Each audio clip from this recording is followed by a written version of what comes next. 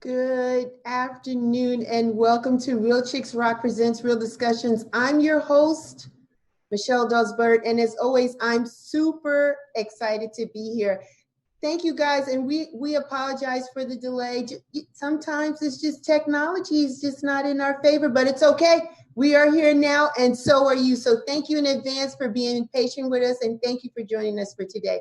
We are excited, excited, excited, excited, excited. Yes, for a couple of reasons. First thing, today is my anniversary. Yes, it's my anniversary. Today marks the fourth season or year that I've been doing these talk shows. And it's been airing every first and third Sunday at 2 p.m. for the past 4 years. So thank you, Status Network, for having me for so long.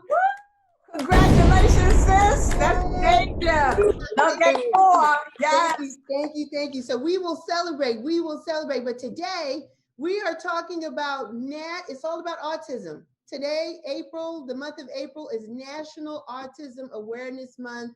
And I have some beautiful women here that are going to talk about their experiences in raising their children that have autism. I want to welcome the people that are listening. And let me give you a little background about what Real Chicks Rock is all about before we jump into the topic for today. It's all about creatively collaborating and connecting to raise awareness regarding issues that impact women.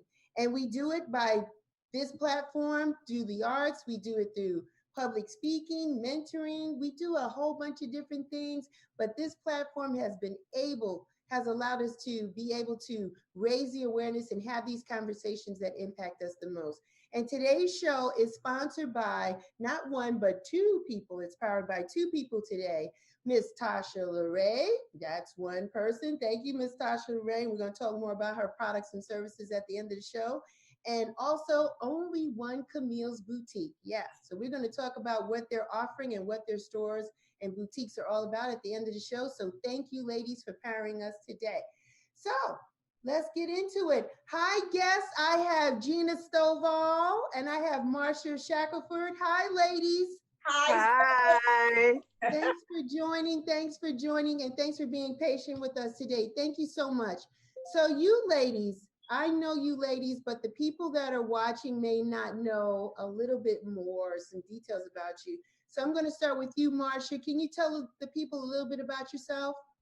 My name is Marsha Shackelford. I'm a mother of two sons. One's 10, Christian. That's my son who has autism. Benjamin, 8. Also a yoga teacher, a Reiki energy healer, a Thai body worker. So and a lover of dance and music. Yes. Thanks, Marsha, for joining us. All right. So my other guest, Gina Stovall, tell the people a little bit about yourself. You're not twirling at the moment, but tell the people about a little bit about yourself. Yeah, they don't recognize me without the skirt, sis. I'll tell them. I wear the skirt, they don't know me. Hi, my name is Gina Michelle. I am the Real House Mother of Atlanta. I was awarded that title 2 years ago, and I wear it proudly. And yeah, house music is my first love. I've been in the house community over 40 years. I'm one of the originals back in New York. So, but my proudest accomplishments is I am a mother of 3 amazing children. My youngest is Tony. He will be 28 this month. Oh no, this June, and he was diagnosed with pervasive developmental disorder when he was about 2.5. So I've been living with autism a long time. So I got a little bit of expertise in the field, just in my mommy duties. So I appreciate you inviting me in here to share. So thank you. Yes, thank you, ladies. And so let's jump right into it. So Gina, I'm going to start with you only because Tony's a little older, right, than Marsha's son that has autism, and he's 10. Tony's going to be 28, and I've met Tony, but kind of help set the stage for us. So was Tony born with autism, Gina? How do we discover or know what Tony has? Oh, good question, because this is before the internet. Okay. So yeah. The only frame of reference I had was Rain Man. I think about growing up, like in our age, we didn't hear about autism. Right. I remember hearing something about an idiot savant on 60 Minutes. piece, but the only frame of reference I had was Rain Man, the movie with Dustin Hoffman and Tom Cruise. Mm-hmm. And so when Tony was born, he was healthy, all his fingers and toes, beautiful baby. But somewhere, and I guess it was my mommy senses, and I had two other children. His sister Remy is a year and 13 days older than him, and then my oldest son Sean is 40. So I've been a mommy a long time, so I know the milestones and what they're supposed to be hitting. And with Tony, he wasn't saying mommy, bye bye, dad, nothing. So I was like, okay. But wasn't panicking or anything. And I shared it with friends, and I was living in Houston at the time. And everybody had a story, ain't nothing wrong with him. He'll talk when he want to talk. Juju didn't talk till he was 8. He's spoiled. You give him everything. Child. So all that's well and good. However, I needed to know. And I took him to Texas Children's Hospital when he was 2.5. And that's when he was diagnosed as pervasive developmental disorder, PDD, which is on the spectrum of autism.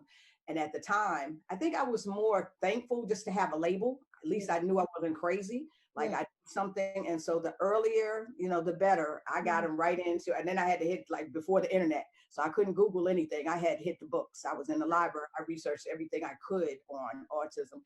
And got him into University of Houston speech therapy, like right away. I'm a social worker. So that's what I do. I connect with services. So I had this whole, and it was a hell of a road. I'm telling you, I had to make peace with it. I'm trying to give you the in a nutshell, because he is 28 and it changes. Services for children are one thing, but when you turn to an adult, 18, everything, it shifts, or they can stay in high school. I don't know what it is in Georgia, but he was born in Houston. So they can stay in high school until they're 22.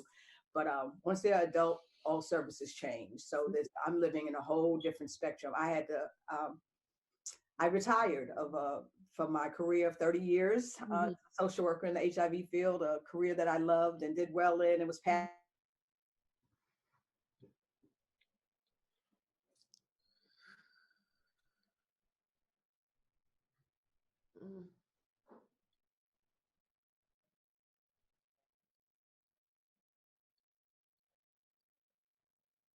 I think we lost her. Yeah, I think we lost her, and we'll get her back in. She froze up. So, Marsha? Yes.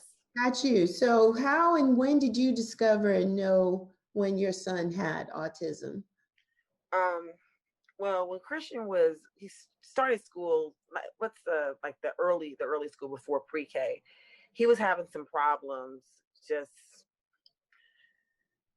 not looking in the eyes, just having some social skills issues. But not until when he started pre-K, when he started like regular school at the elementary school pre-K, did I really notice he had like severe issues. Christian would when his autism manifests where when he gets triggered, he has these big explosions. And he hits and kicks and punches and will destroy a classroom and things of that nature. That started in pre-K, and by the end of the first semester of pre-K, they wanted to then transfer Tim to a classroom for kids with special needs. Had a meeting, and kind of felt kind of bullied by everyone that to make this choice to go to this classroom. And then something in my mommy sense told me, go to this classroom, go check it out. And most of the kids in the room were nonverbal children. So I'm like, my kids' progress is going to be completely stifled. So I worked it out where he was primarily in his pre-K classroom and in this classroom. And just over at that point in time, then I went to a doctor, had some testing done. I suspected autism. I don't know what it was, just I guess the mommy senses again. And by June, it took a few months for them to process it. By June, I got the diagnosis that he had autism. Mm. And it's funny what she said. Getting a diagnosis did feel like I was like, oh, okay, it's something, because at this point in time, before that, I have a child that I don't know what's going on with him. He's a really kind, sweet, thoughtful, smart kid. And then I sent him to school and he's exploding all over the place. And I'm like, somebody needs to tell me something about what's going on. So getting a diagnosis at least made me feel like, okay, we can go somewhere from here. Got you. How did it make you feel? So you got a name associated and tied with it. How did you you got a sense of relief now, right? But then now you have to kind of change how you work with your son now. I mean, how did that feel for you? Yeah, so it felt really overwhelming, because what happens is you do all this testing, then they come in, they give you this big packet, or they don't come in, you don't go anywhere at first. They email you after a few months, this packet of what all the things going on with your child. And then you come in for a meeting for like an hour. They give you a folder filled with different resources to go to and send you off on your merry way. And you're just like, and I can only come from my perspective. I didn't have like any mental health background. I froze. I felt very overwhelmed. Offered me a job. He said, "Help me get back on the horse." Hello? Yeah, we're here. Okay. I felt just really overwhelmed when I just got this packet. I'm like, what's going on? And I think it was really kind of slow moving with me, like really getting him the help, because the next year I went to a different school with a different special classroom, and he was fine. I mean, he was perfectly, no outbursts. He grew. And then in second grade, he went back to the old school. He was fine. And then kindergarten and then first grade. Kindergarten and first grade were breezy years. There really wasn't anything that showed he had autism until second grade, and the outburst started again. And then I got caught in the cycle of trying to figure out what to do. And for the longest time, I was working with the school and doing EIPs and all of the different things, and taking him to the doctors. But really, until this year, I feel like I kind of felt like I was spinning my wheels and not getting a lot of traction going forward, with being and with feeling empowered to help him. I kind of felt stuck. Yeah. Well, I think we can welcome back Gina. Gina, you're back. Woo! I'm back, sis. Awesome. Great. Great. I'm glad you're back. I got some other people in the Zoom that I think I need to come out. So if you're not a part of the show, Dwayne, please come out of Zoom. Thank you. Yeah, I saw that. I got confused. So thank you. So welcome back. So Gina, for you, right? So now we got a title. Marsha was sharing her experience when she discovered that her son had autism, and she, like you, was saying the same thing. Like, your son is fine. He's loving, not a problem at home. For Marsha, he was having some outbursts and some things going on in school. He's very young, still very young. But once she got a name or a title to what's going on in his life, it's like, okay, we feel better. Okay, we got this. We're not crazy. There's something going on with my beloved, and there's a name for it. And so now I got to kind of maneuver through the process. And so for you, Gina, did it change for you and Tony when he was a little boy? Now he has autism, a portion of it or a piece of it. Did you have to change your parenting technique for him? Oh, absolutely. And there's no guidebook. They didn't come like this. Was really hands-on. There are no two children alike, so I'm blessed. I never complain, because it could be a whole lot worse. And navigating through the school system in Houston, I was open, because like all this was new to me, and there was support groups, and it was overwhelming. But I was open to whatever they suggested. So, and it was always a challenge in the summer. Now, mind you, I'm a single parent. I've got to work all summer. All year. So summertime is really a challenge because there's no summer school. Like I can send Remy, his sister, to the YMCA. I was always, it's a free camp somewhere. But when it comes to special needs, so sometimes they would have extended year services, and I would take him. I would never just put him on the bus. They always provided transportation for special needs, but I would send him to places, and I would see the full spectrum of, like, there's high functioning and then there's very low functioning. And so I'm blessed. Tony may be nonverbal. And I think that was my biggest thing. Like, you couldn't tell me, because I'm y'all know, anybody knows me, know I can talk. I'm a wordsmith. I write, I talk, like I'm an orator. So the concept of having a child that doesn't speak, like, was foreign. Like, what? Like, sure, he's going to speak. One day he's just going to start spitting out something. Like, I didn't care what he said. I just wanted to hear his voice. So the idea, and I was really in the church at that time. I was faithful, saved, sanctified, speaking in tongues. Like, you couldn't tell me that my child, I had this confession on my refrigerator every day, morning, noon, and night. We was confessing that the deaf and dumb spirit, he'd be healed from the top of his head to the sole of his feet. In Jesus' name, yada, yada, yada. Amen. Like, I said this, I believed. And it took Remy, his sister, they were raised like twins. They shared the same room. And she busted out. She must have been about 10 or 11.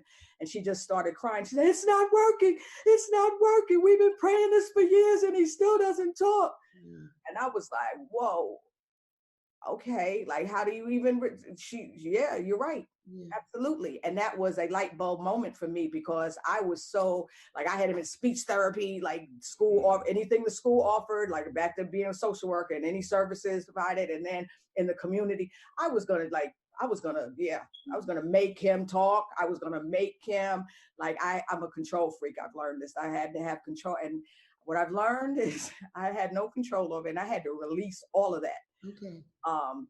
There was not going to be, and then I beat myself up. I went through a whole phase, like the mothering thing, and a single parent, and then we won't even talk about what causes it. I'm staying in the light, but I even beat myself up. Was there something that I did? Because where did autism come from, and why is it so prevalent? And so, especially in Black boys, and that's a whole nother topic for another day. But once I started doing my research, I got angry, and then I was mad at myself.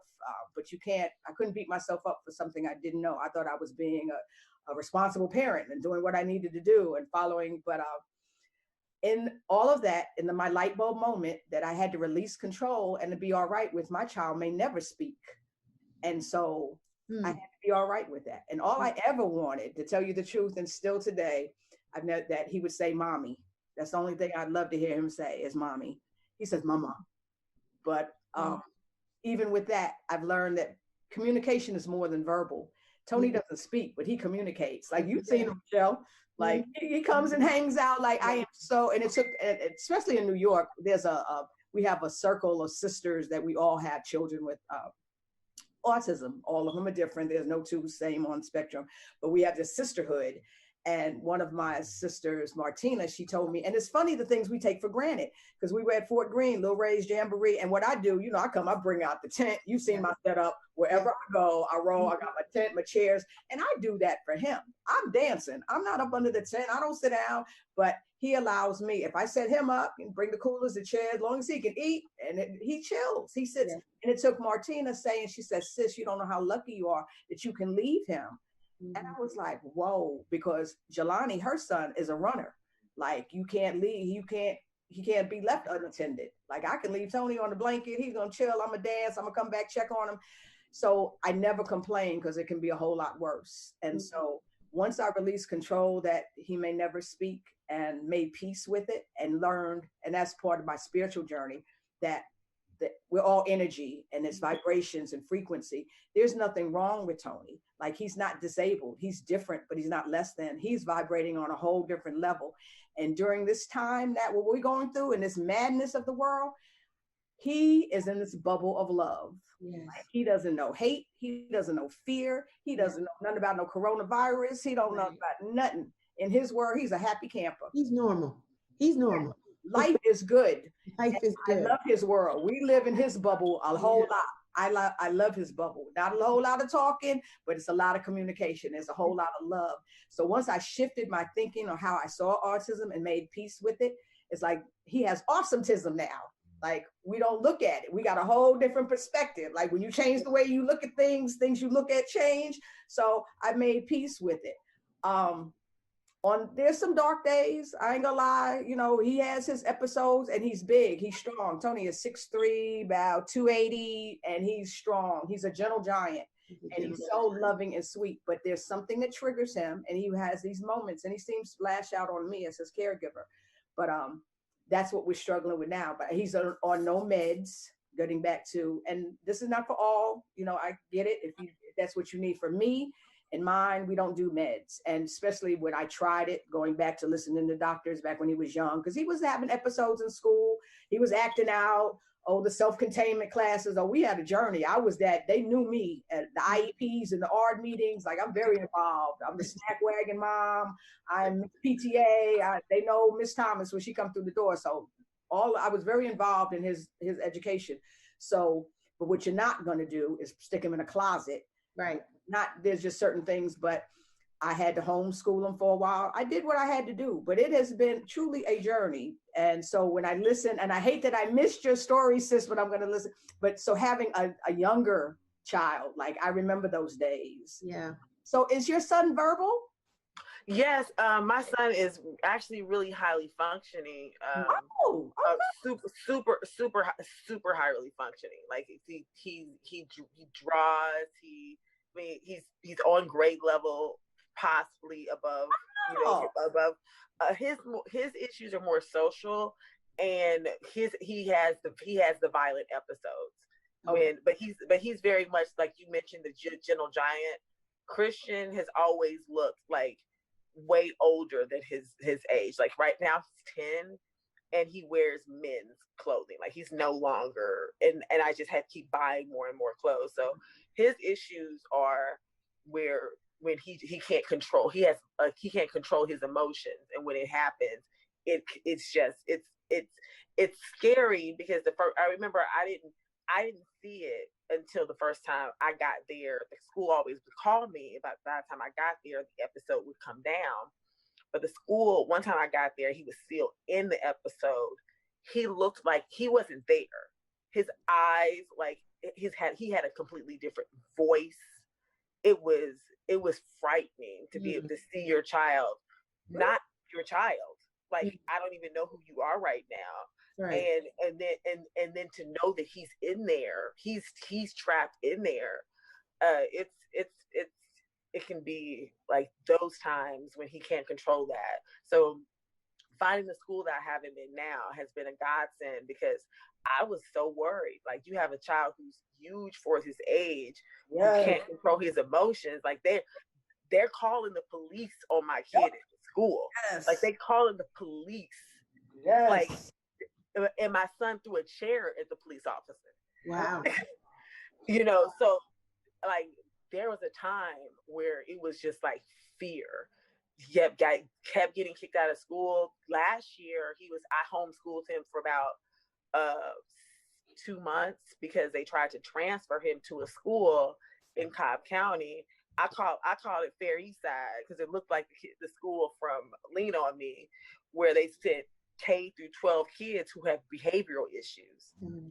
And I was like, absolutely not. Yeah. You know, you won't have my like, you won't have my kid there seeing what God knows what, mm-hmm.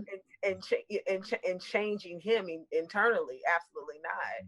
So Marsha, is your son on any form of medication? No, he's not on any medication. Good. Awesome. We're not having the episodes like that anymore. Okay. But not often. But for these type of episodes, especially autism, treatment is better than medication, because you really have to get to what the root cause is for the triggers. Like, you have to kind of go through the back door and, like, break the triggers, instead of giving a medication to suppress the trigger. Mm-hmm. Absolutely. And you know what you're doing, and what Gina has done is no different than what all mothers will do, right? Let me just kind of put that out there, or any parent will do. You have to go to the mat for your kid, right? You Oh got, God. because they're children. They don't know. You have to be their advocate, and you there's something inside of you that knows what's best for them, or maybe you know what's not going to work for them. And so you have to be that barrier, that warrior, that spokesperson for them. And then you still have to nurture them and give them what they need so that they can continue to be a human being, because that's what they are. They're human beings. They just learn differently. They maneuver a little differently than we do. And who's to say what we do is to be normal? It's fine for them. And so we're just trying to figure out how to make sure they're comfortable in the spaces that they're in while they're there. Yeah, absolutely. You want to make sure you're safe. I feel for you, sis, because I feel that with Tony, those episodes at school, like that's the scariest, because if they get a hold to a child, because Tony got a hold to the teacher, and she was a little white woman, and he clamped down on her, and like that was, and once they start that trail of paperwork, it's a wrap. That's self-containment in the closet thing. I'm like, absolutely not. We're not doing any of that. I also looked at what, and like you were saying, like getting to the root, what is causing it? Because I really feel like, because like what you were saying, how his eyes glazed over, it's not even him. Like I can tell, and he wants to stop. Like he'll he wants, and he can't, and it's like he'll stop for a second, and then it goes back. And then does your son do the self-stimming like Tony does his hands? He does the stimming thing. No, he doesn't do that. He doesn't do that. It's really crazy where outside of the outburst, and then just a certain little of social awkwardness, it really just has to do with needing to get him around other children. Like he's in a school. I have him in a wonderful school now, Shackelford, that has an amazing program. Like with the first phone call I had with them, like after calling school after school, telling them what kind of, calling these private schools, telling the issues, and they're like, oh, violent behavior? No. Right. Because there's so many children, there's so many kids with autism now. They don't have to take the violent ones. Like we don't have to deal with that. Right. And when I finally got on the phone and talked to their school now, Jacob's Ladder, I bawled. Like I feel it. Like I could cry right now, to be honest. Like I can feel it in my heart when it was like somebody hears me. And even as I was looking at the website, I started feeling this overwhelmed, because it was like everything that I've been trying to piecemeal together and do myself was contained in this one building. And with these people, when I called them and I described to him, they're like, oh, it sounds like a lot of our kids. Wow. I completely broke down. I completely broke down, because you have to, when you have a child who has the kind of issues, you're afraid for them and you're afraid for other people because of that. You don't know what this grows to if you don't stop the trajectory of the violence. Absolutely. And it's a scary time. The last thing you want to do is law enforcement, because all they see is a big black man. Right. Tony, like on the outside, yes, he's a grown man. Right. Developmentally, he's probably about 4. Wow. But to the outside world, he looks like a grown ass man, and they're not equipped. They don't know a first thing about it. And then like, that's my biggest, and I don't like to speak it because I don't like to attract it, but if I say anything, like, that's why I had to stop working. I don't want to be that mom on the 6 o'clock news. I want to be with my child missing, and my child, like, no, I can't. So like you were saying, Michelle, like I'm his voice, I'm his advocate, he's depending on me to keep him safe and to keep him happy. That's my biggest thing with him. And then even I'm at to the age now, like tomorrow's not promised to any of us, but my thing, and for lack of a better word, is burden. Like I want to set him up to be as independent as possible. Like I would love to live forever, but there's going to come a time when I'm going to get my wings. And what happens to him?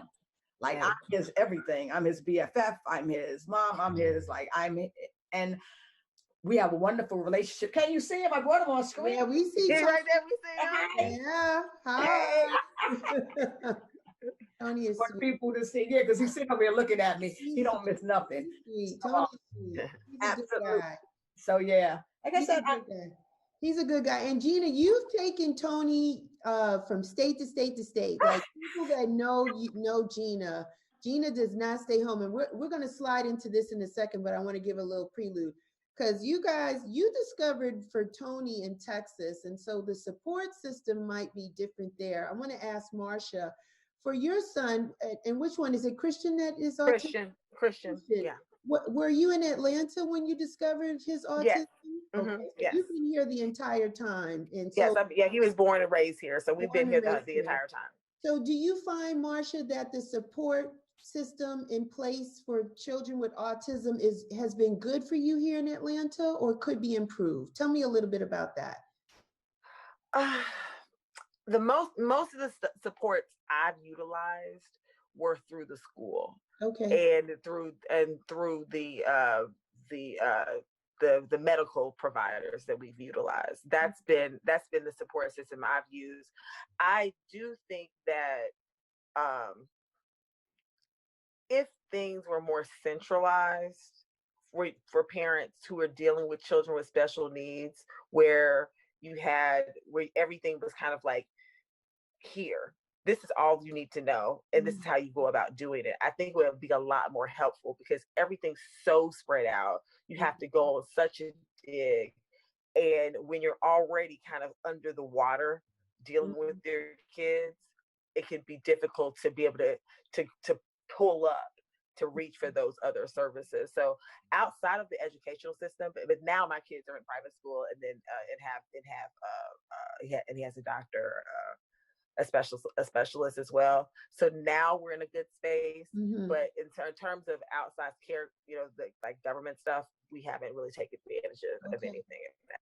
All right, I'm gonna switch over to Gina. Gina, I know you go to Texas, New York, you lived in Louisiana, New Orleans, and you take that baby with you. Tony goes with you when you so I want to talk to you about it, because I think you might have shared with me at one time you're able to get the services that you need for Tony more so in New York than in Atlanta, or is that still true? Or tell me about that. Absolutely. Being a New Yorker, we take things for granted. Yeah. I did not realize, like I said, being born and raised there, we just, outside of New York, like if you have disabilities, that's the place you want to be. Okay. They just offer more. They have a program that actually, it's Medicaid funded, but it pays the, instead of having a stranger come in your house, they will pay family members to take care of your elderly parents or your adult disabled children. So it's a godsend, because on paper, I live in New York. That's okay. I got you. That's how I tap in, and if I actually was there more often, because I go back and forth, so I go and that's where all of his appointments are. I use my New York address, just simply because like I can't speak, like, because like I said, adult services are totally different. I tried the day habs. They look really nice on the brochures. However, when you go and visit them, like, I live in tears. It breaks my heart. And I'm just not going to be like, and you may see them sometime, and not saying it all, there may be some good ones. I don't know. My experience, like I had one place shut down. This was in Houston, of course, but I get respite care for him in home and out of home. That's part of, like, there's so much, but if you don't know about it, like Houston, it took me a while. Like I was on a waiting list for 15 years, literally. He got on when he was 3, and I got it when he was 18. Wow. And, but he had a service coordinator, and going back to, whatever they suggested. And I remember her telling me that I would need this, the foresight of it, they're cute when they're little, but there was going to come a time, and I couldn't allow myself, because it was overwhelming. Like, he still watches Barney, and that was cute when he was little. Was it going to be cute when he was 30 years old, a grown-ass man still watching Barney? Right. Absolutely. It's fine with me. Like, I'm so past that. I'm saying my mindset back then, like, I couldn't think that far ahead. Now I'm there. And so I took it one day at a time, but I had the foresight to see this waiting list that he would need it once upon a time. And it took 15 years, literally, because it goes back to funding. So that's my thing. I believe in getting everything he's entitled to. Gotcha. Also, like, for people that maybe he qualifies for SSI, I've been getting him SSI since he was probably 3 when he was first diagnosed. Of course, that's income based. But now that he's an adult, he gets that on his own, and he'll need that for a lifetime. So along with that comes his Medicaid. And so that opens up services also. But as far as traveling, when I tell you this one here, this is my road dog. We roll, like, he's so, and then I've even gotten, so he rides on the plane now. And that was my biggest thing. We watched planes because we live near the airport. So we would go watch the planes go on. And I would always promise him one day I was going to take him, but I did not know. The last thing you want to do is be on a plane in a closed area and he go into one of his episodes. Right. Like, okay. So, but nope. He's, Yeah. when I tell you, he's a seasoned traveler now. He gets his backpack and his snacks, and we get special boarding because I pull my card when I need be because he wants that first seat because he's so big, his long legs, so that first. And they have accommodations, so I don't mind. All disabilities are not physical. Like, he's not in a wheelchair, but that doesn't mean that he doesn't, like, I can bypass. I still have to go through security, but there's TSA has certain places that he can go. We don't have to wait on those long lines, and then we can get pre-boarding. So he does fine on the plane. So yeah, he travels with me. Everybody knows Tony. Everybody knows Tony. Everybody knows Tony. I want to ask this question. Where do you ladies find most of your support from? Has it been from friends? Has it been from family? Has it been from other resources? Because again, I'm a parent, right? I'm a single parent. Sometimes you don't get the help, right? Everybody says when they're cute and they're in the little bassinet or whatever, oh, I'll babysit, I'll watch them. And then when you need them, unfortunately, they're not available because life is happening. So now we have children that are autistic. Do we find that it's been difficult, or our families have been all in? Tell us a little bit about it. Marsha, I'm gonna start with you. How has it been for you? You get your support from family, friends, both, outside sources? What's going on? Well, my parents, they live in Indiana. So, my mom, she will, like, during breaks, take the boys for a couple of weeks here, a couple of weeks there to give me a break. So that I don't really have much family here. When they were younger, I had family members who would come and babysit, but it was more because they were cute. But and then everybody lived closer at the time, and now people are more spread on the outside, and just life is happening to everyone. So really, until recently, I'm divorced, and my boys would go with their dad every other weekend. Starting in August, we started where it's every other week now. Wow. So now it's like it's literally, I have a completely different life. Nice. But it's interesting. I was talking to a friend yesterday. I have two very different lives. I have this yogi businesswoman, Marsha life, right, and then I have mommy life. Yes. Especially now with the COVID, where no one's going to school, everything. So it's like I have this very zen and still kind of working and moving action life without the kids. But then when they're here, it's like whoosh. Yeah. So yeah, but to be the point. Yeah, I didn't receive a lot, not being from here. No, I haven't had a lot of support. It's been kind of us, until more recently with his dad playing a much bigger role. That's added a whole nother layer of relief. Awesome. And really it's made me a much more effective mom, where I'm not constantly on the hamster wheel. Right. I can come off and become more strategic in how I parent. Yeah. And that's good. And that's important. We got to have that balance. Oftentimes we're doing everything by ourselves, and then it starts to feel isolated, right? You feel like you're in this incubator and it's you and your little cubs, your babies, and you're just doing the routine and everything. And it's just like, and they're like, people are like, oh, she got it. No, it's not I have it. It's just because I don't really have the help to help me, balance this thing out. So no. And I think too, as children get a little older, as parents, we get a little bit more comfortable in their social settings and them being in different places and maybe with different people. But it's great that their father is stepping, is involved and stepping up more to Yeah. 1 week at a time, because it's a lot. It's Yeah. having children, raising children with nothing at all is a lot. And then Yeah. when they have a unique style or personality or wellness or how they adapt to information and how they live in this life, you need that help. You need that Yeah. help and that Oh support. yeah. Oh yeah. I just, when I look at like my life and our lives this time last year and this time, it's another world. I Mm, think around this time last year was during the time he was at home with me. yeah. And and that, dealing with that, and then my youngest getting up and going to school every day, like, what you mean? What you mean he ain't gotta go to school? He doesn't And even I gotta understand. go. He didn't even understand. And really, that it would and there's a big issue too with having kids really close in age and having that younger child who has the older sibling who has those type of issues, because I see my youngest son really doing things for attention, like, look at me, see me, because it's like Christian always is pulling the attention, but not always in a great way. So it's sometimes I see this little battle going between them Ah. for the attention. Mm-hmm. And they're close.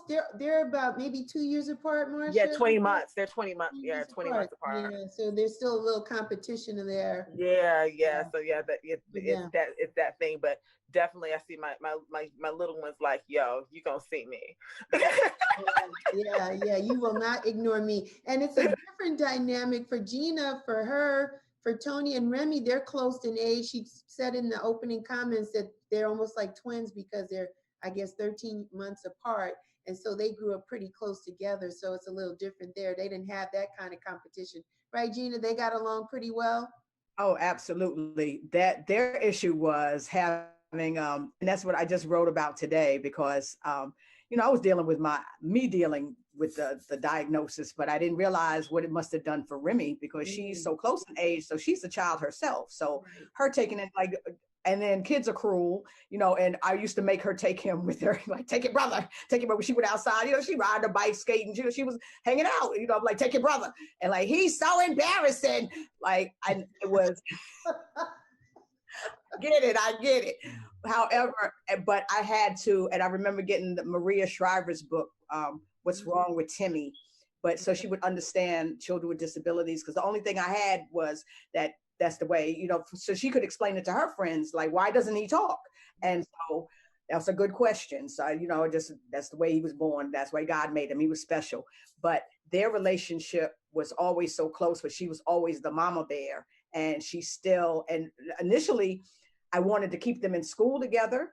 And I realized that wasn't fair to her, because my thinking initially was that she would be his mouthpiece, because he can't talk.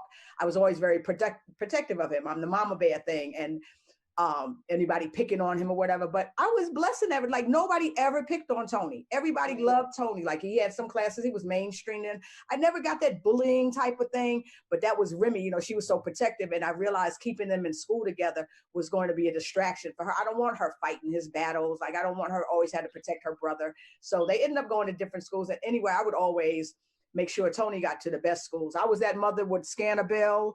I saw that poor woman went to prison. Like, if they only knew, like, I was that mom, like, wherever they had the best services, that's where he was going. I'd ride around the neighborhood, give me an address. But